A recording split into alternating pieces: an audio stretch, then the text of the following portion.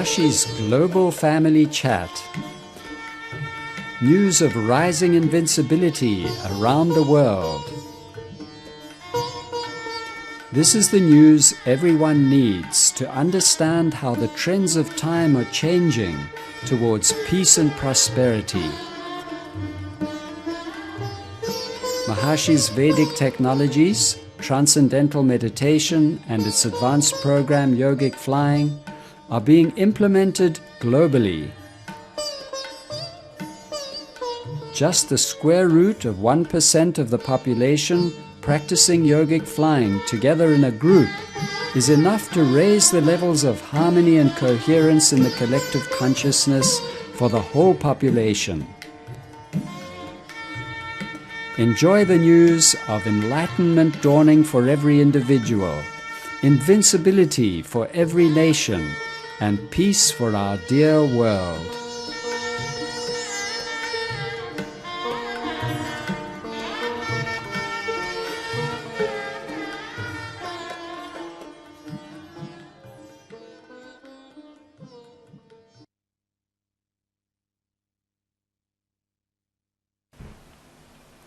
Jai Gurudev.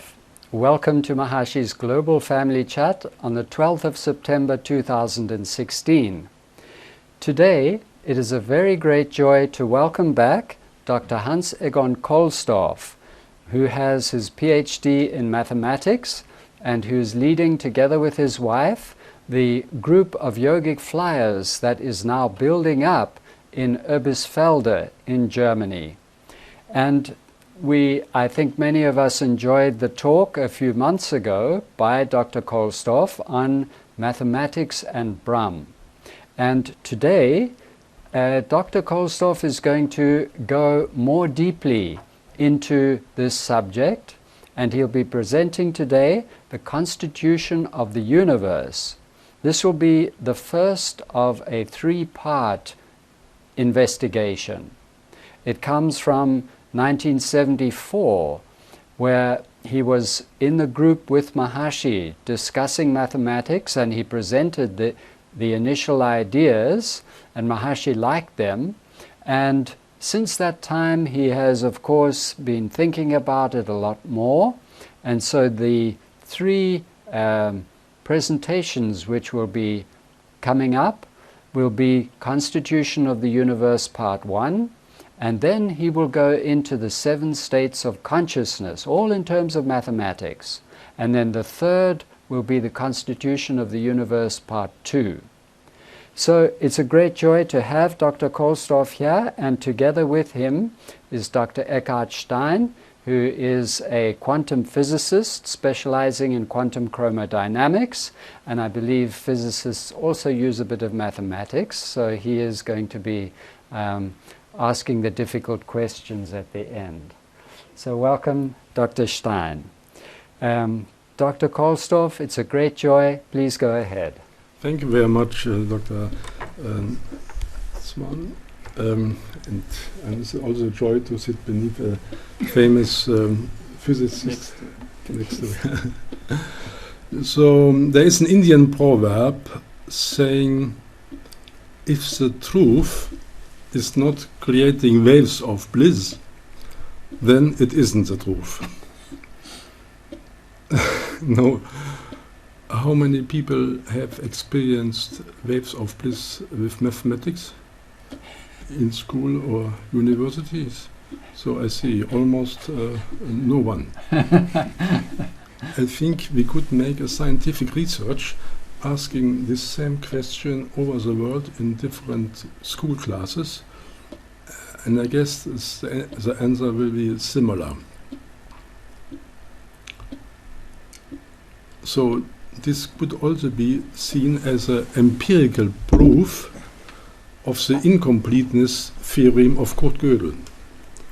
Now, Kurt Gödel, the famous mathematician, he has proven that the way modern mathematics is performing in mathematics will be forever incomplete.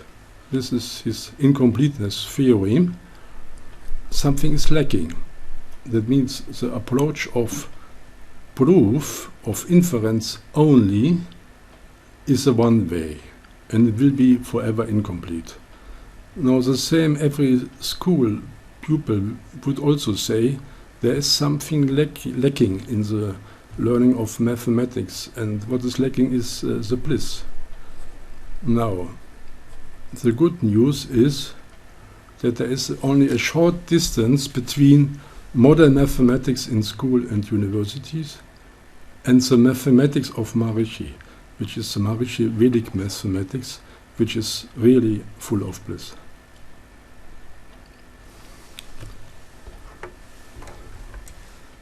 Now suppose someone has a good connection to Saraswati, the Indian goddess of science and also mathematics, and maybe he approaches her and says, "Dear Saraswati, please disclose to me the secrets of mathematics, but only if it can be proven according to modern mathematical logic." And then Saraswati may say, "Are you aware of the theorem of incompleteness of Kurt Gödel?" And he will, of course, say, "Of course, I know it, but what can we do?" Only a complete new mathematics can solve this incompleteness. And Saraswati may say, "Right, so we don't have to wait for a long time for this new, complete new mathematics. Maharishi has brought it to the world. It's his Maharishi Vedic Mathematics." And that is all we are talking about today. Now, what is really new in Maharishi Vedic Mathematics? We can quote the Veda to explain the main differences between modern and Vedic mathematics.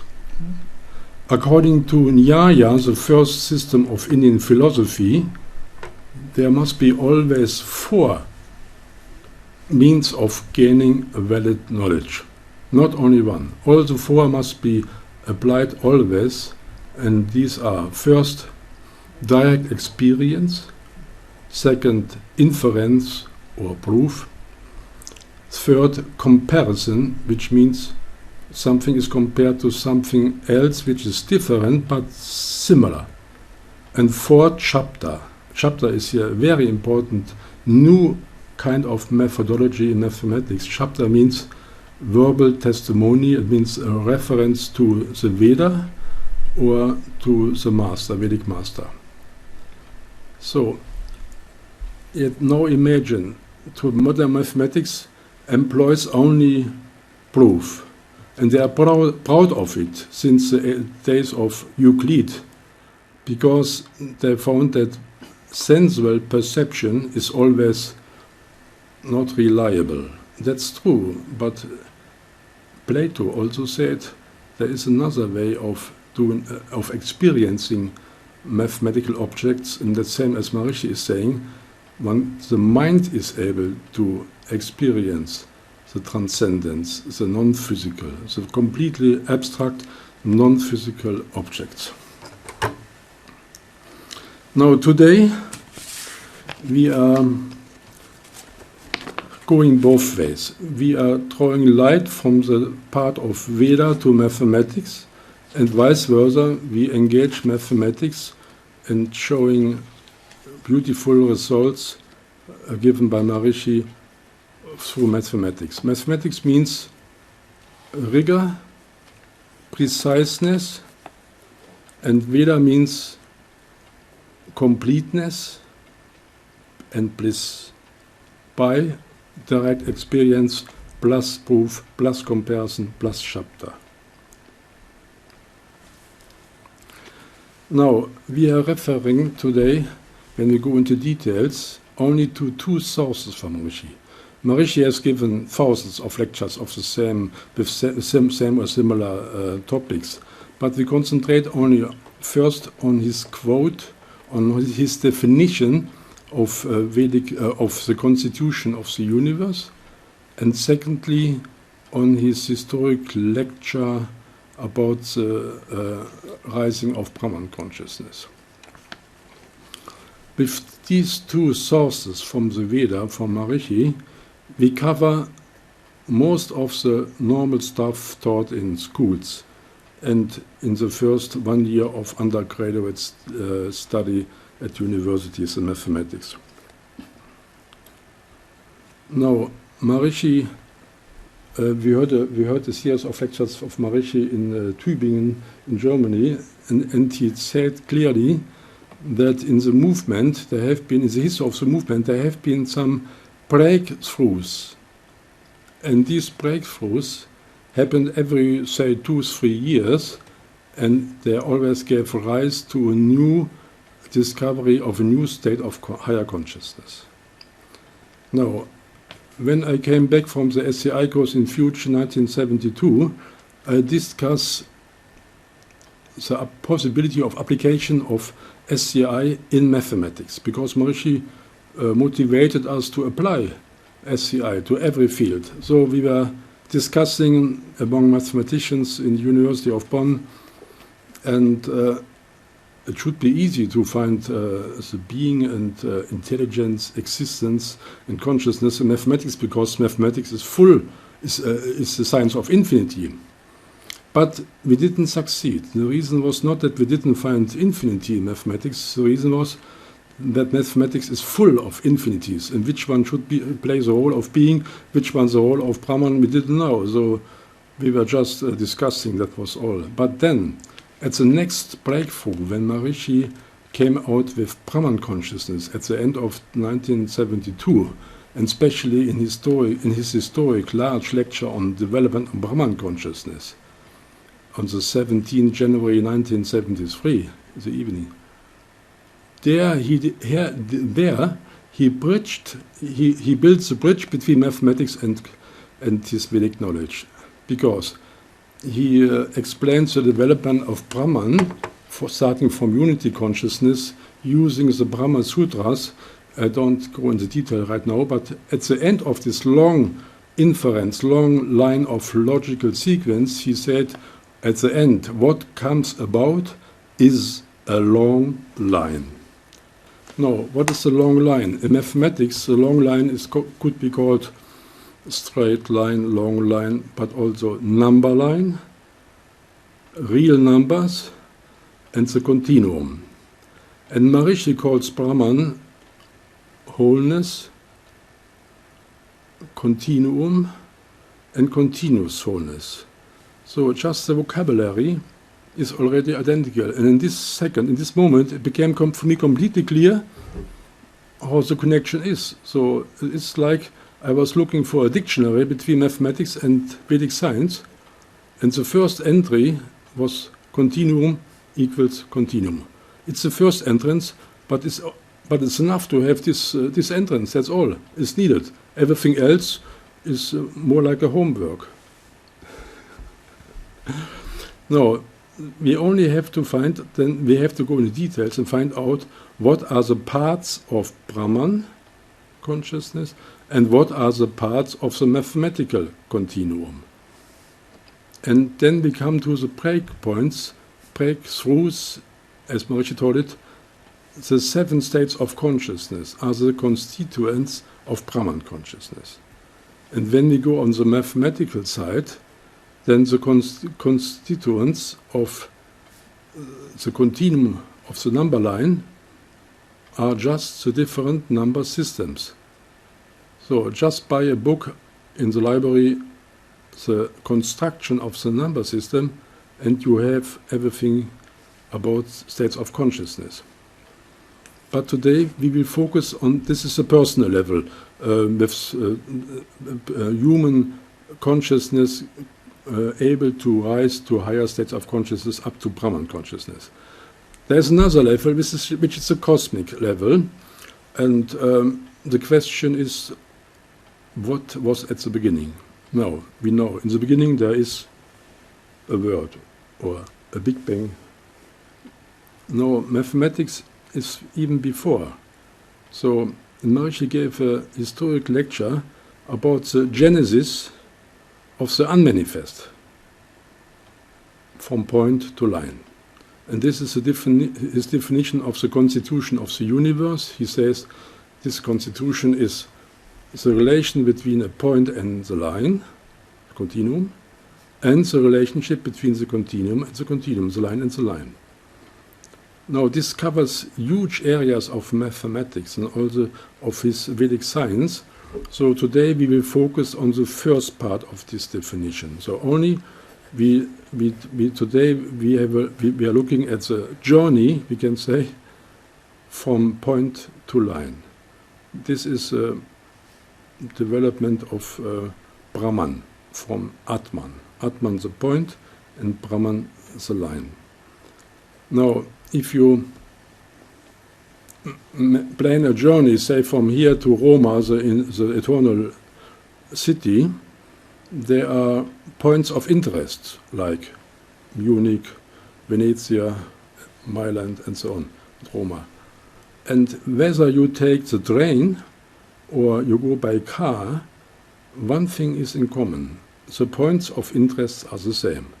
There is a station in Munich, there is also a highway exit in Munich, and so on. And by chance, that's what I only found out, that Maharishi's points of interest are his breakthroughs, and they correspond exactly one-to-one to the breakpoints in mathematics. And these are different kinds of number systems. So, but today we focus on the cosmic level of how the universe starts, before starting. And after the lecture, she says, of course, this development which she discussed in, say, 1 or 2 hours, it takes place in one instantaneously.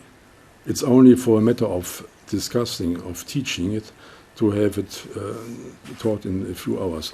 In mathematics, at my university, it took 6 weeks for this stuff. Now we will compress it in half an hour.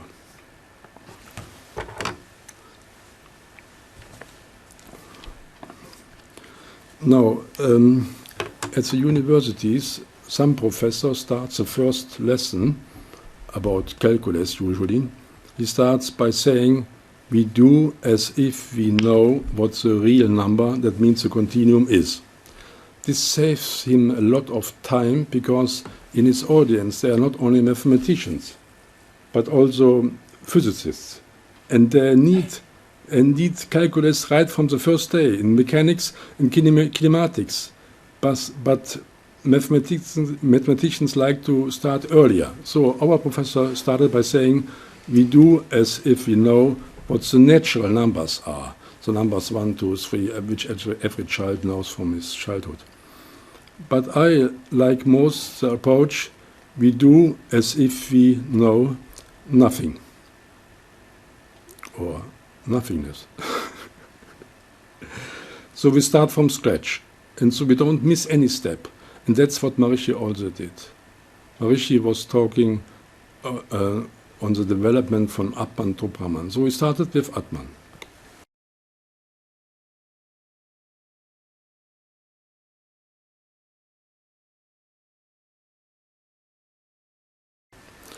He started with being. He said, in the beginning there's only being, without a second. Now, in mathematics there's also a beginning. This is set theory. Set theory is complete, it's the beginning of mathematics, and it's also the language of mathematics, because every Cantor, George Cantor, the inventor of set theory, he could show that every single item in mathematics could be explained in terms of a set. So sets play a very important role. And the first set which he defined was the empty set. And of course this corresponds to nothingness, to shunya, to Atman. There being only one set without any elements, without something second. Now, in the science of being, from the science of being, we know in the beginning there is being, and it feels I am alone. Maybe I become many. And Maharishi raises the question, what is the purpose of this multiplication of the being? It says, maybe it's the joy of creation. Now, I like to dwell a little bit on the term of the set. The set in the mathematical sense. There is a famous definition of George Cantor. It says a set is a collection of well-defined, well-distinguished objects of our thinking or our perception to a whole. That's all. And the empty set is just such a collection of nothing. Like if you say 20 people in the audience, and if it gets too mathematically, they're leaving the room, and at the end, the collection of the audience is an empty set. So, empty set is a very important construct in mathematics. And there's also the axiom system, the formal system. That means mathematicians have found a way to base whole of mathematics on 10 unproven statements, which are called axioms. And the first axiom is there exists the empty set. This was necessary because there is no way for mathematicians to prove that any object whatsoever and any set exists. So they have to postulate it, and this is the first axiom. Now this is a picture showing the three different paths to infinity. On the left you see a mathematician thinking and calculating what is the limit of 1, 2, 3, 4, 5, 6 and so on as n goes to infinity. This is the convergence, the concept of a convergence of a sequence. It's not difficult to see that this convergence sequence has much to do with the bubble diagram, which we see on the right. So someone is meditating, you also experiences bubbles of thoughts. Say the third bubble has a diameter of 1, the second maybe of a half, the third 1/4, and so on.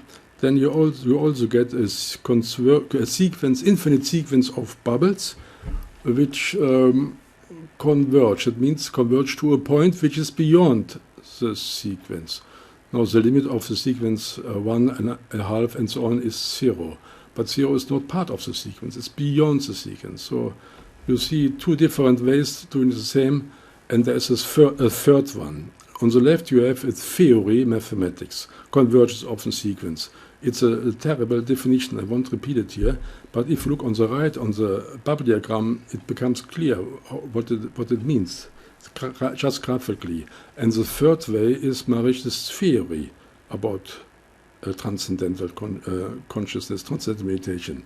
He says in 7 places in the Bhagavad Gita, he says, the mind experiences during transcendental meditation finer and finer thoughts until the finest thoughts get until the mind converges upon a point. 7 times. Converges upon a point. Converges upon a point. So it's obvious two different terminologies describing the process of getting to infinity. And on the left you have the theory in mathematics and Maharishi science, and on the right you have the experience. And that's what Nyaya is postulating. Direct experience, inference, proof, comparison, and Shabda. So, and Maharishi often compares mathematics with Vedic science, like we see in the next slide, please. There are 2 parallel lines of commentaries of Veda, one through number system and one through language. So it's tremendous how Maharishi appreciates the value of the number system, or a special part of mathematics. The number system is the central core of mathematics, especially the line, the continuum of Brahman. So Brahman and the number systems, they are by nature directly connected, so to say, because both are parallel lines of commentaries of the Veda. At his book, Maharishi's, please, thank you for the slides, yeah.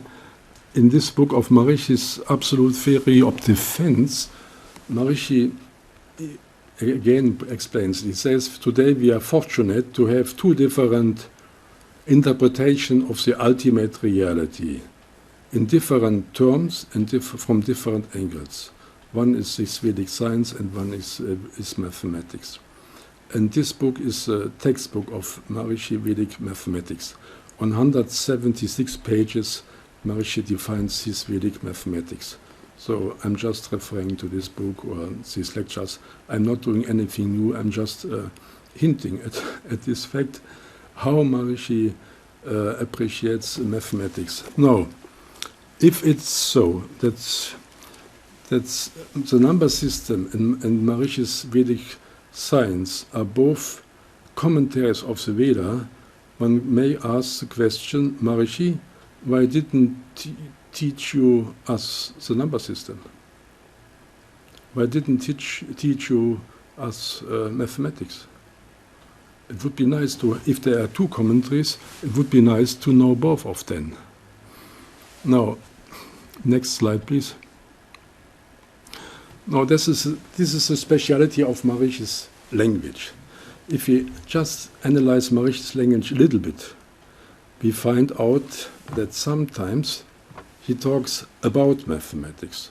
Now, this is not mathematics. For example, if he says mathematics is the language of the modern sciences, that's talking about mathematics. It's called meta-mathematics or philosophy of mathematics. But sometimes he uses only mathematical terms, like in his definition of the constitution of the universe. So being the relation between a point and a line and between a line and a line. But most of the time, when he is always when he is talking about higher states of consciousness, he speaks in double meanings. It means he speaks in Vedic terms about Vedic science, and at the same time it's a demonstration of, it's a lecture on mathematics. I just found it out in 1973, and so I can take mathematical books and put them in parallel to his golden books, and the corresponding is just a source of bliss. So if you need some reconciliation with mathematics from school, maybe you haven't had that good experiences, just reading a few lines of Maharishi's Vedic mathematics may help you to reconciliate you with mathematics. Now, to demonstrate this double meaning, I mean, Maharishi, maybe he was very wise to not mention that he is also talking at the same time, giving a mathematical lecture. But this speech is enormous, and just this lecture I'm referring right now is full of mathematics, but no one would ever get the impression that it is like this. But if you know it, you just take his words verbally and just look in dictionaries, mathematical dictionaries, what these terms mean, and you disclose more and more meaning of this lecture. And this famous lecture, historical lectures, is the lecture "The Absolute Broken into Pieces." The Absolute Broken into Pieces from 1973. There he starts from the point. He says, in the beginning there was the absolute only, and then this absolute gets broken into pieces. And he explains how this happens, and he refers to consciousness. He says, consciousness is what is conscious of itself. And in the beginning, if there is being, okay, there's one huge mass of being without any structure, but nothing else, just but consciousness. And in the moment being becomes conscious of itself, there is something different created.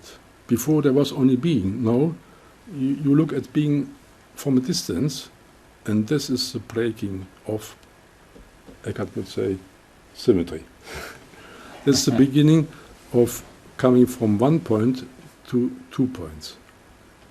And Maharishi said, I feel criminal saying the absolute gets broken into pieces, but it's how it happens.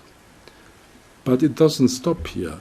As soon as there are two, then there is a huge momentum to fill the gaps to fill the gap. There's a huge gap between one and the second point, and now the task is to fill the gap again, to fill the gap and make it fuller and fuller and fuller and fuller until maybe something else gets created, and that's the story.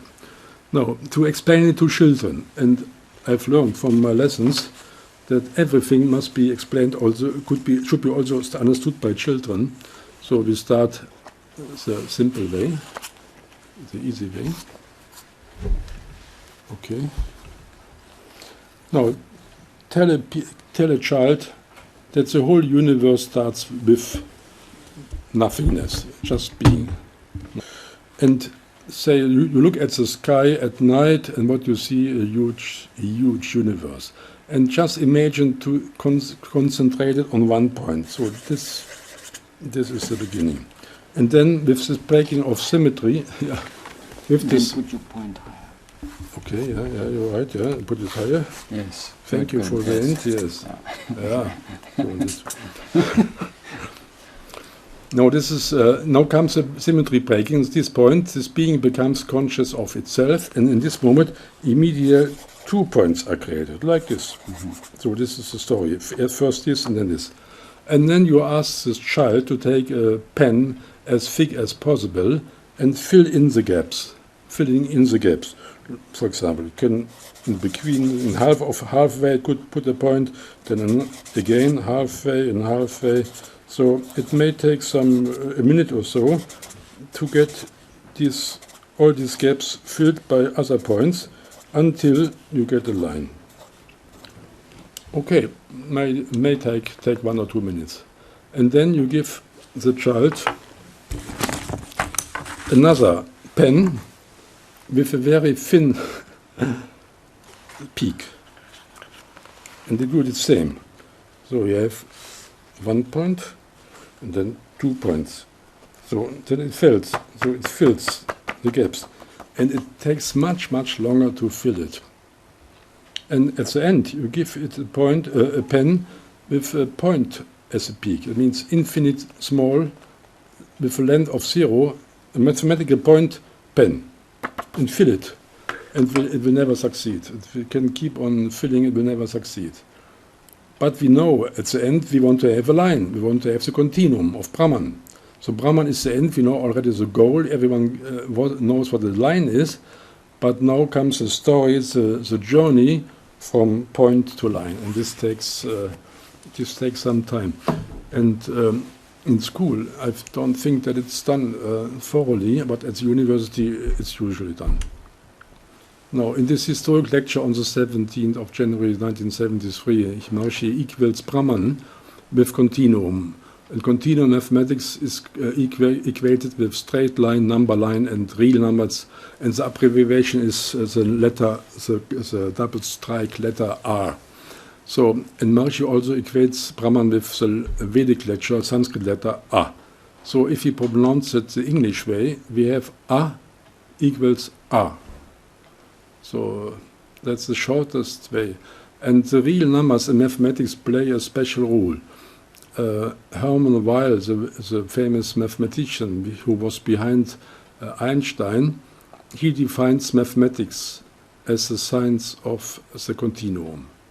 So mathematicians know, if we would know what the continuum is, then everything else is just a consequence.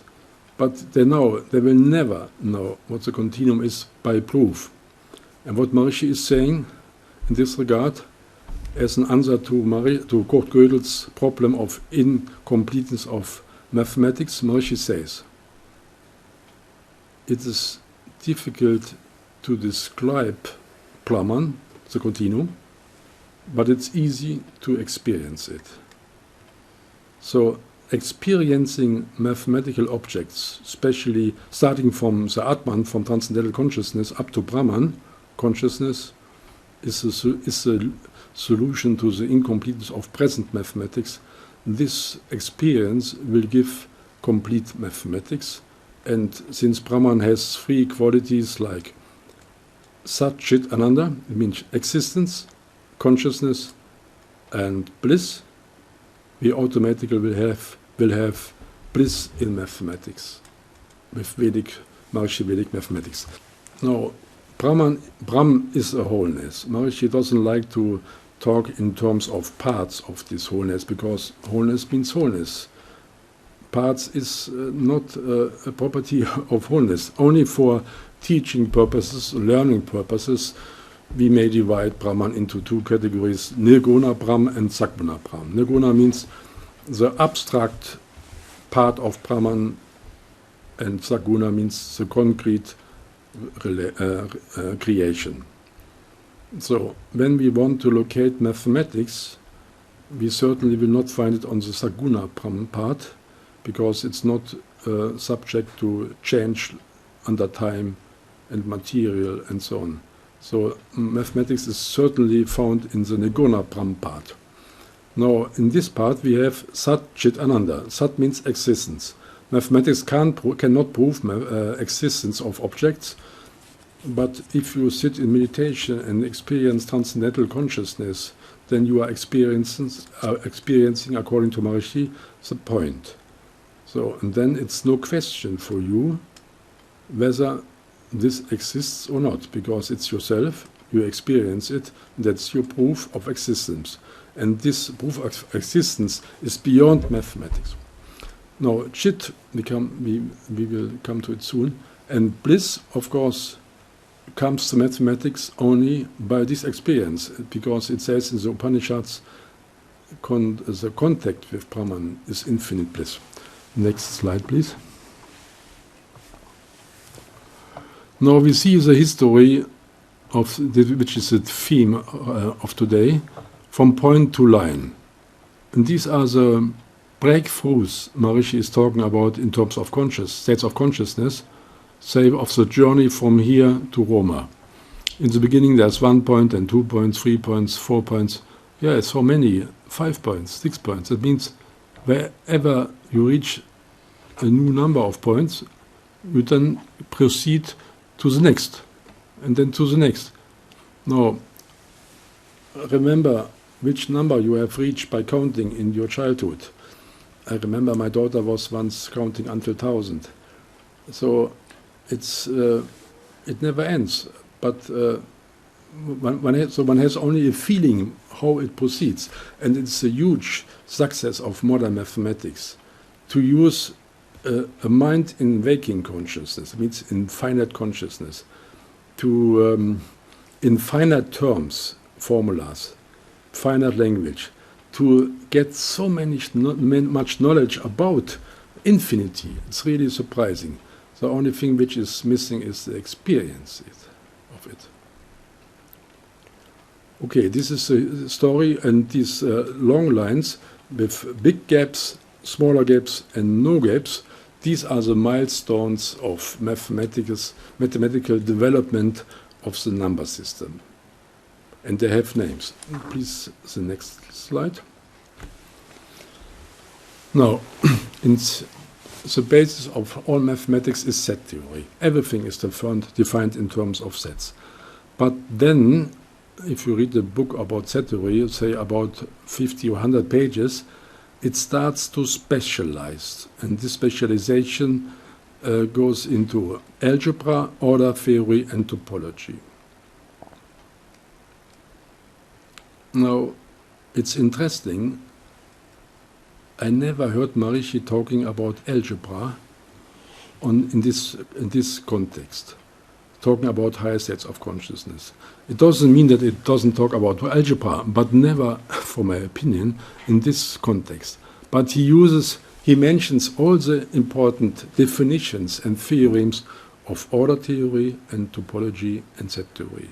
The main theorem of set theory, the main theorems of linear order theory, and the main properties of the topology of the line, all are found in Maharishi's this one historic lecture as an absolute broken into pieces and then put together. Next slide, please. Now, set theory is normally taught in school and also in undergrad university in the native way or naive way. Native way, it means in the way George Cantor has defined it. So he has a definition of what a set is, and then he starts with the null set, the empty set, and he creates higher and higher collections of sets, huge sets, and at the end he creates a whole universe of sets. But by chance, by accident, when he defined the universe of sets, there arose a contradiction or some contradictions. And if you, mathematicians, they fear contradictions like the devil, the holy water. So tremendous effort has been done to circumvent this contradiction. And this was the birth of axiomatic set theory. It's quite very formal, very formal, very abstract stuff, which is not taught in schools and not in undergraduate mathematical study. I'm sure most of mathematicians, 95%, have never worked with these axioms. But for a meditator, it's a different story. These axioms are full of philosophy. Just let us start with the first one. It says, there exists a set without elements. Okay, that's Atman, being. In the beginning, there was only the being, nothing else. And then there comes the first construction axiom. That means if you have a set, whatever, then you can create a new set which contains just this set as an element. That, for example, if you have the empty set, you can create a new set containing one element. And this element can be the empty set. And then you have a new set. And you can keep on doing this, and so create higher and higher and higher sets, bigger sets. And then is a very important axiom which was very courageous from George Cantor. He said, whenever I formulate a property, I'm sure, it was his intuition, I'm sure that there will be a set having just this property. For example, the property of all natural numbers smaller than 5. It's just 0, 1, 2, 3, 4. The set of all odd numbers are just the numbers 1, 3, 5, and so on. So he was, and this was a very, very useful concept. And it reminds me of the concept of Maharishi name and form. That means you have a small formula in terms of set theory. Usually it's maximum one line, even half a line long, and it defines all the famous sets which are used in mathematics, the prominent sets. They're also all always defined by a property, and this is just a formula. So you have a formula, but what you get is a huge, infinite large set. Otherwise you can't manage infinity. You can't start when you want to describe the natural numbers. You can't sit and write them all down. 1, 2, 3, 4. Even if you have infinite long paper, you will never end. So you must use language to describe it. And this is the axiom which asserts if we have a formula, there's always a set. This is for me the first example of the name-form relationship which is common in Vedic terms. Please, the next. Now, it's not the time to go into detail for linear order theory. Even it's quite simple. You never learned in school, but it's not difficult. But I just want to mention it. You remember this chart with the point and with big gaps, smaller gaps, and no gaps. And this comes from order theory. Order theory has added something to set theory in order to differentiate these kinds of gaps. So the natural numbers, 1, 2, 3, 4, 5, and so on, they are full of big gaps. And the next kind of numbers which you learn in school are the fractions, the rational numbers. And these have smaller gaps, actually infinite small gaps. And at the end, if you have the whole line, then you have no gaps. So the gap theory, which Maharishi liked very much, he asked me to repeat this gap theory several times in this talk in 1974. It comes from linear order theory. It's not difficult, but it's never mentioned in school, I guess. Next slide, please. Yeah, this is a technique of doing it. I won't go to the detail. Next slide, please. So, topology is another and it's the third main structure. It's called mother structure. Algebra, order theory, and topology. The three mother structure has to do a lot of Porosha and Pakiti, the main mother structures. We do it later on. So the terminology which is used in this topology is isolated point. Maharishi mentions absolute broken into pieces. He says, these are created, this is created, what is created are isolated individuals. So he uses the word isolated, which is a fixed term of topology. And then he says, you have disconnectedness. In the beginning, when you have only one point, you have connectedness. And this property of connectedness of one point is lost once you have 2 points or 3 points and so on. So this is disconnectedness. The mathematical term is disconnected. It's even totally disconnected. So connectedness is one of the main properties of topology, and it says points are connected, but several points are disconnected.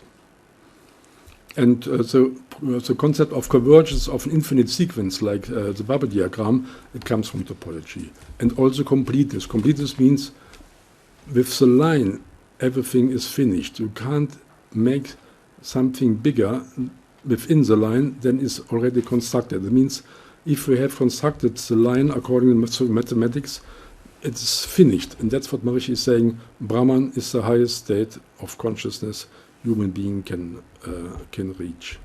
Now, this is the history of creation. Starts with the empty set. Next, please.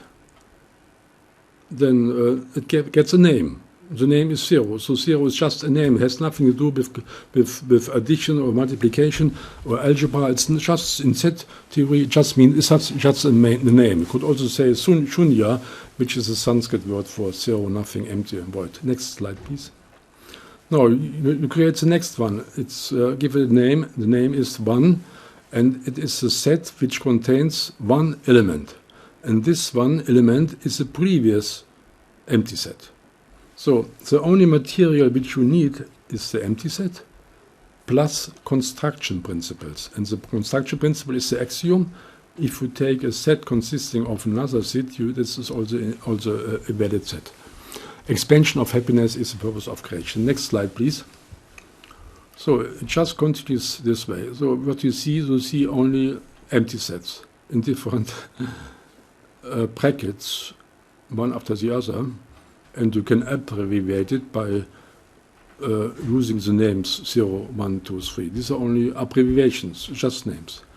I am one, maybe I become many. It's the first, applies to the first. And then in the Upanishad it says 1 is in me, 2 is in me, 3 is in me. Upanishad. Next slide, please.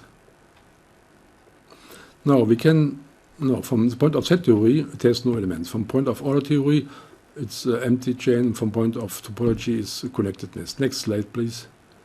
And now we have a singleton, a set consisting of one element.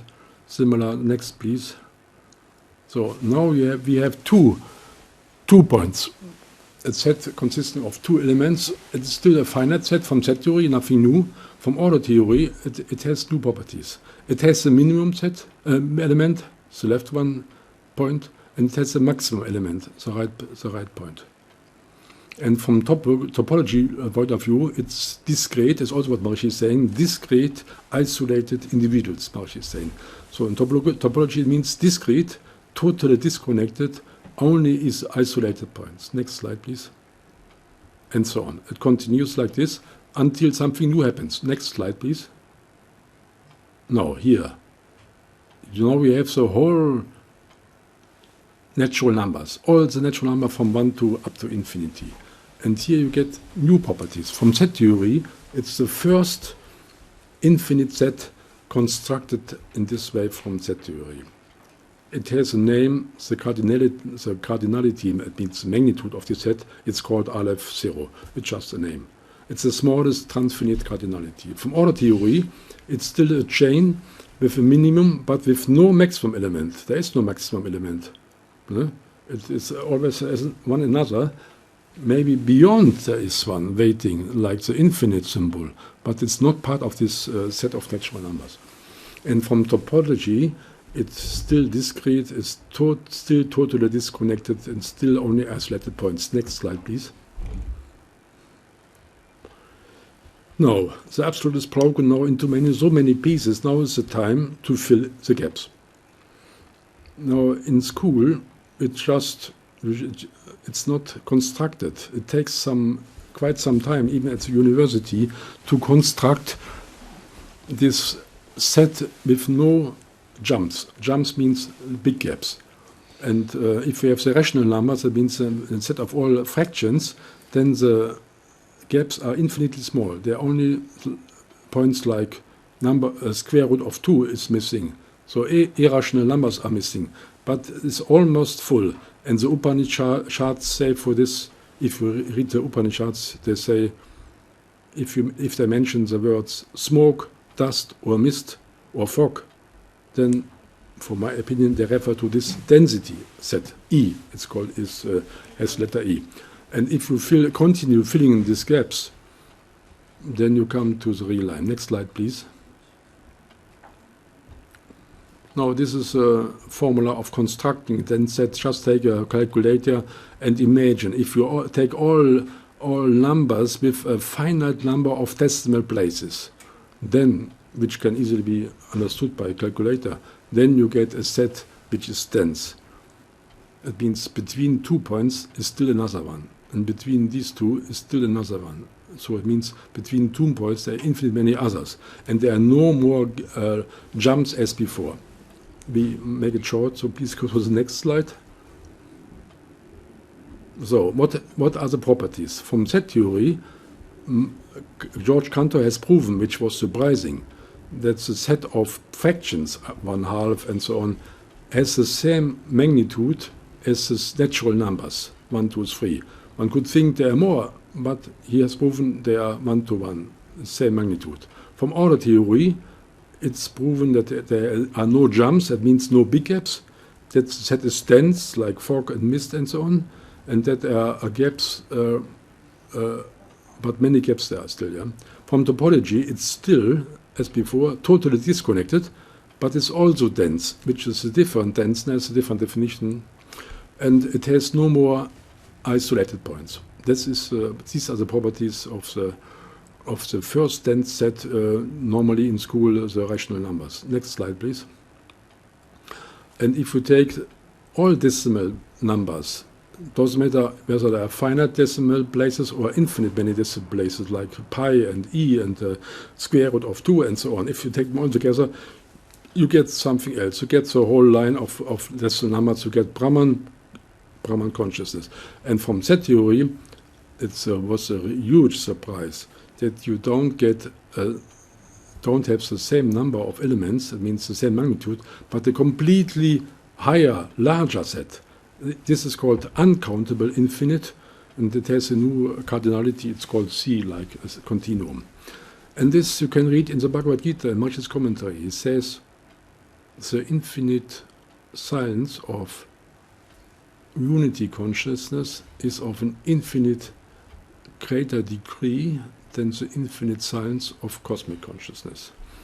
Now, today we are not going too deeply in the consciousness, but it relates to the natural numbers and the real numbers. It's complete. It was a real surprise because until that time one thought there is only one huge mass of infinity. But Cantor has proven, no, there are structures in the infinite. And the real numbers are the first uncountable infinite set which one knows. From order theory, the beautiful properties comes no gaps anymore. And it's order complete. That means complete in the sense of order theory, which means no gaps. And from topology, it's connected. And from point of view of metric topology, it's also complete, and it's called the continuum. And Maharishi at this point says, in the whole history from point to line, from Atman to Brahman, we have in the beginning connectedness, and then disconnectedness. And at the end, at unity consciousness or Brahman consciousness, he says, what you see is connectedness. It also means what you see is connectedness. So identical terms like in topology, order, and set theory sometimes. So this is the story of from point to line. This is the story from Atman to Brahman. And this was the historic lecture of Maharishi from about the absolute broken into pieces and then put together. In the middle of the lecture, he says quite loudly, he said, "It has nothing to do with the relative." Yes, it's mathematics, it has nothing to do with the relative. So from the mathematical point of view, it's easy to follow this lecture double. First, in terms of Maharishi, and secondly, we know from school. And most of you probably have spent more hours in your life with mathematics, these number systems, than with Vedic science. So every country has a huge reservoir of knowledge about mathematics and number theory, and if it's connected to Vedic science, it's advantages from both sides. So Maharishi says Brahm is a straight line. Here we are. Maharishi says, the most I find myself. This is he was saying on the 28th of November 2007. The most I find myself, most interesting level of language is straight line, and the number system.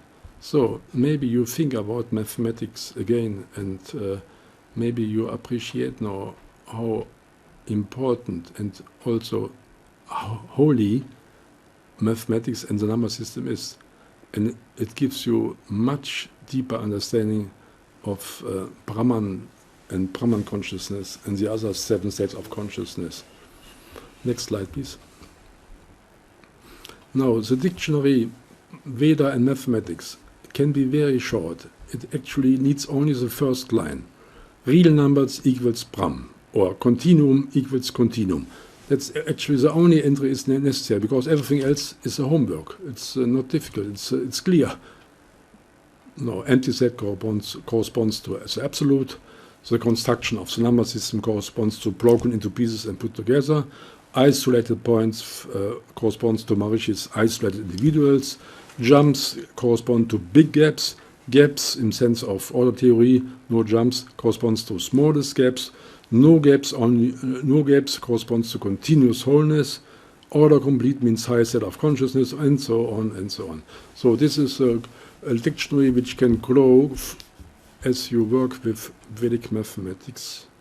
And as Maharishi said, he who takes care of Vedic mathematics, for him Vedic mathematics takes care of. Manu Smriti 1.8. Mm-hmm. In short, it can be detailed as much as you like, as we like. It was all, the main. This lecture from Maharishi about absolute broken pieces contains any information which is needed for mathematicians to bridge the gulf between mathematics and Veda, and to get advantages from both sides.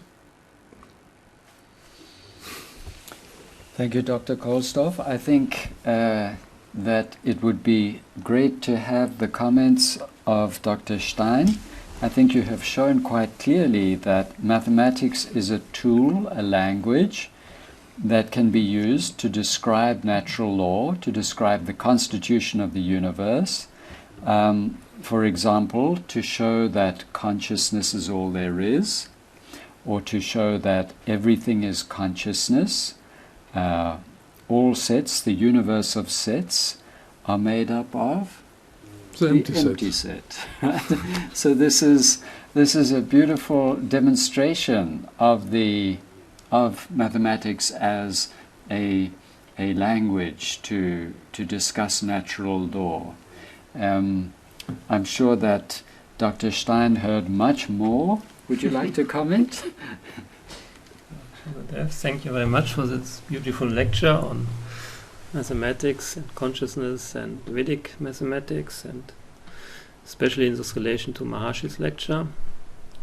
And first of all, I liked it very much how you described this process of transcending, because everyone who comes for initiation normally explain in abstract terms before what's happening, and then afterwards he makes this experience, and then he said, oh, it's completely different than what you said, but I now understand what you wanted to tell me. Huh?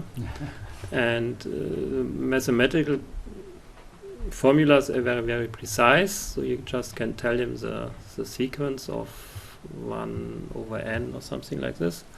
that there's a convergence, and then happens this transcending because there's something new which is not inside the numbers you had before. And then you are going on with Brahm and the line. But now I have a question for, imagine that I don't know what transcending is. I don't have the experience. And you said that there's this incompleteness theorem of Gödel, who's saying that inside mathematics you can't get a full answer, as I understand. Yeah? So, and what you are saying is that what is missing is the experience. The experience of Brahm, the experience of transcendental consciousness and all of that. But now, could you write this down in such a way that a mathematician would understand that you write, instead of an incompleteness theorem of Gödel, you write down the completeness theorem of Dr. Kolsdorf, and so that every mathematician understands, even without having the experience of transcending? Would this be possible, or is it just a stupid question? It's interesting. I will think about it, but I'm sure I will not be able, because this theorem can't be disproven. It's a part. It was proven perfectly, but the consequence is this is what mathematicians are saying. Yeah. I can show you how they argue. They say only a complete new mathematics will solve this problem, and the new mathematics will consist of 4 means of gaining method knowledge, not only inference, but experience, comparison, and chapter. And each of them plays a vital role in this extended new mathematics. And then it will be complete, as Maharishi says. Brahman is difficult to describe, but easy to experience. Yeah. Because you see we have the same problem in physics, no? Tell me. Maybe it's not formalized and all of that, but if you go, physics is not, we are using mathematics as a tool, no? Just for calculating. And when you come and we are completely focused on the outside world, we don't just ignore consciousness, so to say. We ignore the consciousness of the observer. We just go and analyze the objects. And going deeply in the objects, analyzing, at some point far in the distance, we see the observer himself waving at you. That's an experience of physics, that in the very end the researcher is researching himself. And then you come to a point where you are saying that this objective means of gaining knowledge is not enough, but you have to have some experience. So, but this is never, maybe it's a little bit formalized, but I'm just wondering if you can write down a new term of mathematics which solves this problem of Gödel, because it's completely, it's missing the bliss if you if you analyze something and from the start, when you do the calculation, you know that it's never will be complete. So why at first start at the beginning? No? Yeah. So maybe that's my question. So can you write it down in such a way that we know that 50% or even more of students as a mathematical, when they start to study, they drop off, no? They do something else. So if you could create a study so that instead of being with this old mathematics, which has been shown to be incomplete, they go to the next classroom and do this full mathematics. Yes, in education, this is the main application of this comparison. 53% of students drop out university completely, another 30 drop out mathematics and study something else like art or so on. So, and statistics, federal statistic has shown there are 2 main reasons. One is they're stupid, I mean, especially concerning mathematics, and second, the lack of motivation. So, and for getting higher IQ, TM is there. It has been shown that it increases IQ. This solves this kind of problem, and the motivation. This comes from this lectures from Maharishi, this comparison, because mathematics first they don't know whether the objects exist, and it's not very motivating to study something where you know whether it exists or whether it's such a fancy idea of some people. No? So the motivation will completely change if they know that it has to do something with oneself. As Maharishi says in Upanishads, it says, the knower of Brahm will become Brahm. So the mathematician will become the continuum one day. And it's a tremendous motivation, I guess. I mean, I was one example of these two groups. You may may guess which one. But I dropped my study for 3 years, and I have sworn never to enter any university because of lack of motivation, because I felt there was no use for me in practical life. So why to study it when it has no use? It was nice, but it was no use, was not useful. But then it took Maharishi 5 minutes to convince me to continue, and since this moment on, I experience a lot of bliss with mathematics, and this I want to share, not only with mathematicians, with children, with pupils, with their parents, even grandparents. They will be happy without to reduce the stress created by mathematics, a dry mathematics, as Maharishi is saying, a dry mathematics without any experience of infinity, which they're discussing every day. I think we spent already quite some time, but now let's put it more not so nice way. Because we know that this incompleteness is there in every study. It's there in physics, it's there in biology, it's there everywhere. That people are not satisfied because they study all the outside thing and they don't know how does it relate to myself. But I have the feeling, and I could do some similar things. I could look into physics, look at Sagun Brahm and Nirgun Brahm and all of that, and find very, very nice relationships to physics. So what is the speciality of mathematics different to all these other things? Just because I could tell you something about Vedic physics, Vedic... yes, but there's a completely different, something different with mathematics, because mathematics is known to be, one is wondering about the unreasonable effectiveness of mathematics in the natural sciences. And it means one is wondering why just today mathematics is applied more and more in more and more sciences. My poor daughters, they all studied economy, and they had to do a lot of mathematics, which was never before, 10 or 20 years before. And so it's a mathematization of sciences at the moment. There must be a reason, because it only happens to mathematics. One wouldn't say biology is the basis of all sciences or language of all science. One wouldn't say this, but this applies to mathematics. Maharishi says very clearly, we are fortunate today to have two different interpretations of the ultimate reality with from two different angles and two different turns, and he mentions only Vedic science and mathematics. So it's a special role. There's a natural... No, what he's saying there's a number system which is rigid, and the other thing is language system. So, and which is flowing. Both, the one is flowing and the other one is rigid. No, it's also flowing.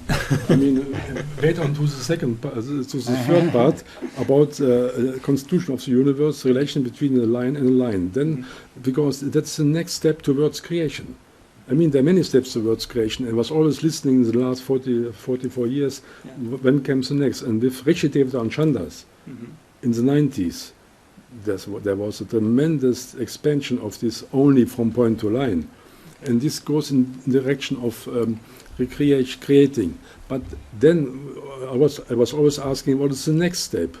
And for my opinion, the next steps beyond mathematics is computer science.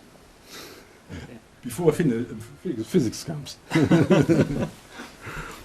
Okay, let's put it in different way.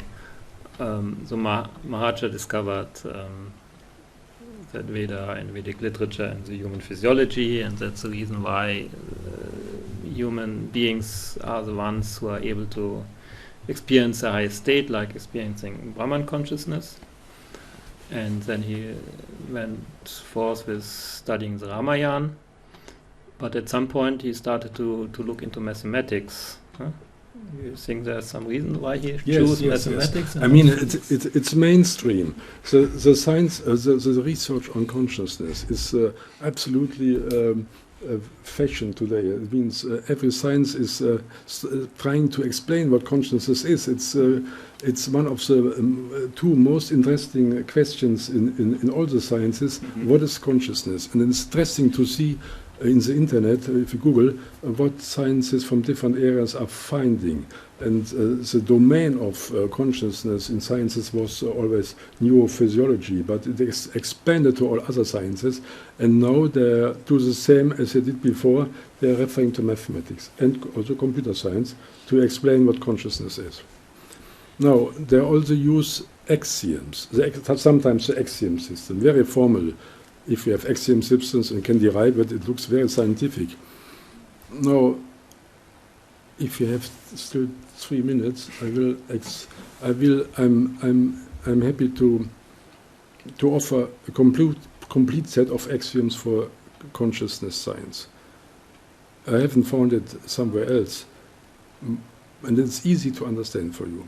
No, if you have a mathematical formula, say, for example, the binomial equation a plus b in parentheses squared equals a squared plus 2ab plus b squared. However, if you have any formula, you can exchange the names of the variables with completely. You can say, instead of a plus b, you can say C plus E, or you can say John plus Mary, whatever you like. You can completely exchange it without changing anything of the whole truth. Now, once I found that the definition of a set, as I mentioned before, is by chance almost completely identical with the definition of consciousness. Have a look at Wikipedia, you can compare. Almost the same. Then I realized, even on the level of science, consciousness and set are completely the same.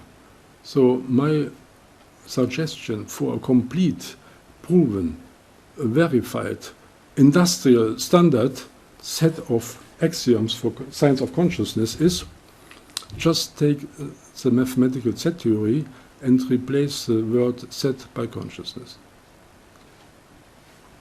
And then, of course, you have to show that it's useful and makes sense.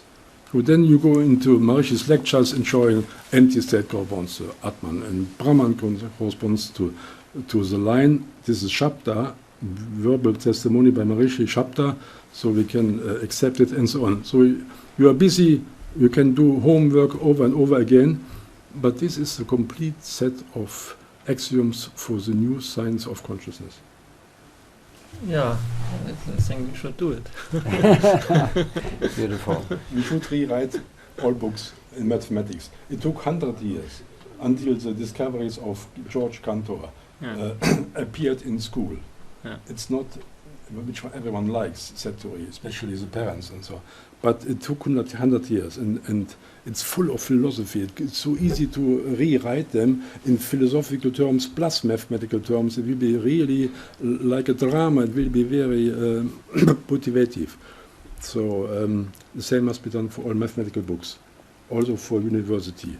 Just writing, as Maharishi is showing it, give a lecture in two different meanings. One, it's correct in Vedic terms. At the same time, it's pure mathematics. And the proofs you take from mathematics, we have the rigorous, and the Shabda you take from Maharishi. So you have complete knowledge. This is what complete mathematics will be. And you also do the same with physics, no? Because it also took 100 years for for quantum mechanics to be in the books. And there's a quote of Maharishi when he said that in the beginning of the 19th century, it was Gurudev who enlivened being in such a way that all this knowledge came out in different fields like physics, mathematics, and biology. And we know that there was really a quantum gap at that time when they were going beyond, they were sort of transcending the objective understanding of science and were jumping to something which is much more. So the physicists in the beginning of the 19th century, they started to read the Upanishads and started to think about what consciousness really is and what matter really is, and I figured out that matter doesn't exist at all. So, and that was the beginning of the 19th century, and now we have to formalize it in a way. so that it's in every textbook in school. Yes. Maharishi said, I heard Maharishi said, the new age of enlightenment will show up if science is every science discovers consciousness. So we are on the way. Through the window of science, we see what? The dawn The of dawn of the age of enlightenment. So, have we seen that the empty set is only consciousness? Yes? We have seen that. Every set is a consciousness, and the empty set is the first one. So then, with Maharaja's paper on consciousness is all there is, can we not say that every set, no matter what it is, shows that actually it's only consciousness? Yeah. Mathematics is, the sets are, there only is in mathematics. And set corresponds to my consciousness, so the first axiom of Maharaji is well known in mathematics if you replace the word consciousness by set. Mathematics is only the theory of sets. Everything which there is a set. So, Dr. Stein, does this not mean that your request is already fulfilled? If every set is made of the empty set, and the empty set is Atma, consciousness, then we just have to put that footnote on the first page of the textbook, and then everybody knows, and then you put the phone number of the TM Center. I mean, no, it's October when the first semester at university starts. Yeah. I will distribute pamphlets saying exactly this. Good. For easier mathematics, more enjoyable, less costs for home falling out and starting again. Nachhilfe. For the teaching in the afternoon, get teachers in the afternoon paid. Good. Beautiful. So we've solved the problem of modern mathematics, that it is without basis and does not refer to, is not relevant to the student's personal life or to a practical life at all. And because now we know that everything is just consciousness, all the sets, the entire universe of sets have their basis in just pure consciousness, the self. So this is a good starting point for the next lecture which you'll be giving, which will be on the 7 states of consciousness. Exactly. Yeah. Yes? I like to do it. Dr. Stein, any other comments before we close? Yeah, we are really looking forward to. We started with transcending, and we got to Brahman, and now we want to hear more of the details on the 7 states. Beautiful. Especially what is the sleep state in the mathematical lecture at university. That's the happiest point. The most difficult point. Okay, we'll come to that in the next lecture. Yes. Very good. Thank you so much for joining us today, both of you. And we look forward to the next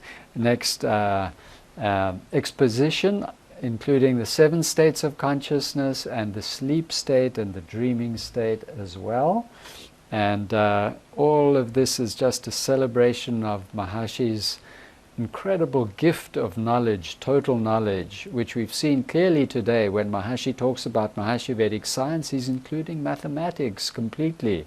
And my experience in agriculture is whenever I read Invincible Defense or Invincible Mathematics, I see agriculture everywhere, and I'm sure Dr. Stein sees physics everywhere.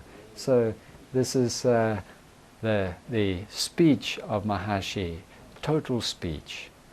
All glory to Maharshi Ji, and all our gratitude to Maharaj Adhiraj Rajaram. And we end by ringing the bell of invincibility.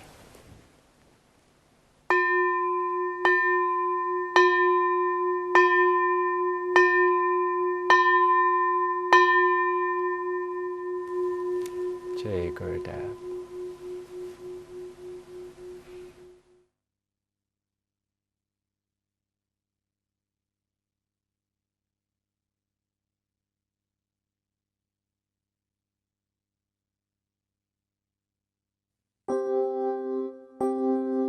Heaven is descending. descending, descending on the earth. Heaven is descending, descending on